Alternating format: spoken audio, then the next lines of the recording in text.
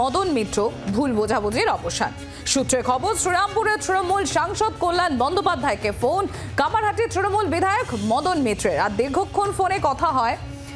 আপনাদের একবার তুলে ধরি এই খবরটি। কল্যাণ বন্দ্যোপাধ্যায়কে দীর্ঘক্ষণ ফোনে কথা হয় দুই সিনিয়র তৃণমূল নেতা সূত্র মারফত খবর।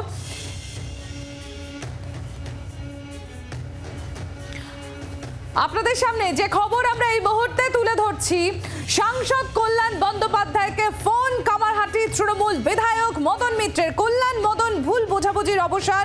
কল্যাণ বন্দ্যোপাধ্যায়কে ফোন মদন মিত্রের সূত্র মারফত খবর। দীর্ঘক্ষণ ফোনে কথা দুই সিনিয়র তৃণমূল নেতার সূত্র মারফত খবর। ফোনে দুজনের আড্ডা, তাহলে কি মিটল দূরত্ব? সূত্র মারফত এমনই খবর পাওয়া যাচ্ছে। আপাতত যুদ্ধবিরতি, একসঙ্গে কাজ করার সম্ভাবনা। কল্যাণ মদন ভুল বোঝাবুঝির অবসান। আর আমরা এই নিয়ে আরো ডিটেলসে আমরা জানবো। আমরা কথা বলবো আমাদের প্রতিনিধি শ্রেয়সী গঙ্গোপাধ্যায় সরাসরি রয়েছেন আমাদের সঙ্গে।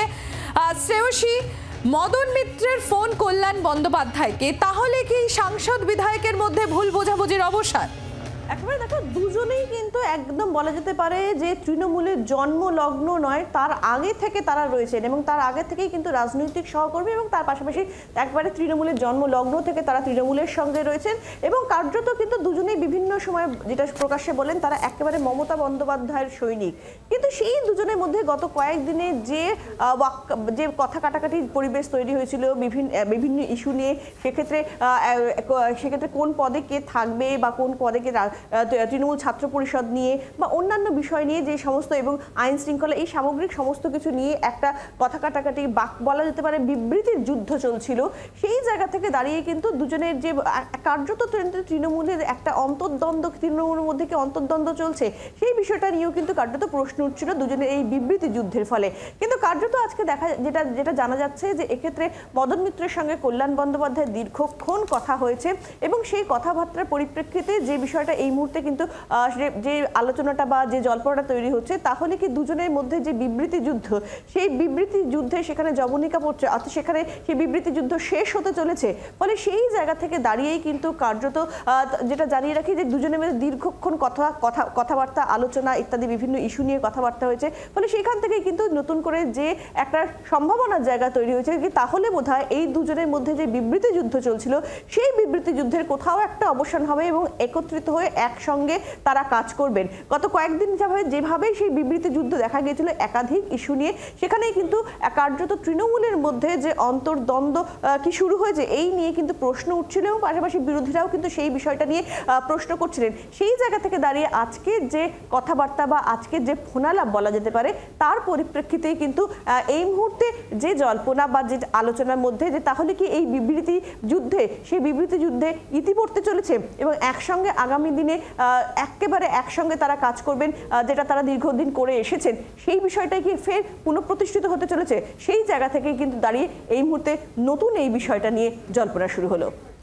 শ্রেয়সী, এই জায়গায় দাঁড়িয়ে আরো একবার জিজ্ঞাসা করবো, এই যে এখন একটা জল্পনা আলোচনার জায়গায়, তাহলে কি অবশেষে সাংসদ এবং বিধায়কের মধ্যে তৃণমূল কংগ্রেসের যুদ্ধবিরতি, তাহলে কি সমস্ত ভুল বোঝাবুঝির অবসান?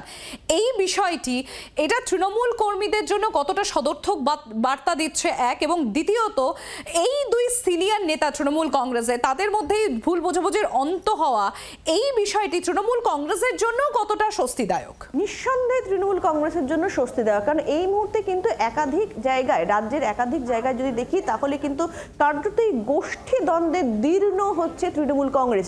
যে কারণে প্রত্যেকটা নির্বাচনের ক্ষেত্রে কিন্তু নির্বাচনের আগে দলের শীর্ষ নেতৃত্ব অভিষেক বন্দ্যোপাধ্যায় অথবা মমতা বন্দ্যোপাধ্যায়কে বারে বারে বলতে হয় যে এক্ষেত্রে কোনো প্রার্থীর নাম, যে প্রার্থীর নাম ঘোষণা করবে সেই প্রার্থীর হয়ে সকলকে একসঙ্গে কাজ করতে হবে।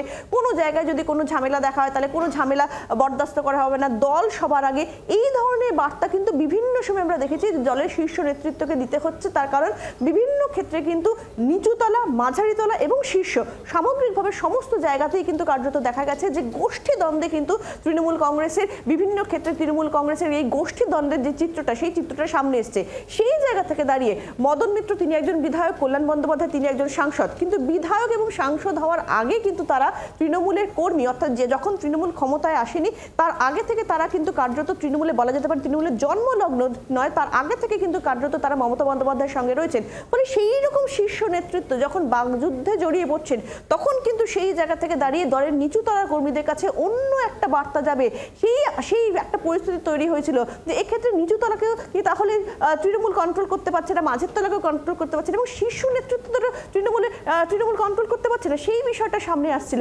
সেই জায়গা থেকে দাঁড়িয়ে কিন্তু কার্যত বলা যেতে পারে যে এই যে ফোনে যে কথা হয়েছে, দুই শীর্ষ বলা যেতে পারে দুই প্রবীণ এবং অভিজ্ঞ দুই রাজনৈতিক ব্যক্তিত্ব মদন মিত্র এবং কল্যাণ বন্দ্যোপাধ্যায়, তার সেই জায়গা থেকে দাঁড়িয়ে কিন্তু কার্যত যেটা মনে করা হচ্ছে যে এই বাকযুদ্ধের যে পরিবেশ তৈরি হয়েছিল তাহলে কি সেখানে ইতি পড়তে চলেছে, বা তাহলে কি আগামী দিনে ফের দুজনকে একসঙ্গে কাজ করতে দেখা যাবে? যে যদি সেটা হয় তাহলে নিঃসন্দেহে সেটা তৃণমূলের কাছে অনেক স্বস্তির জায়গা।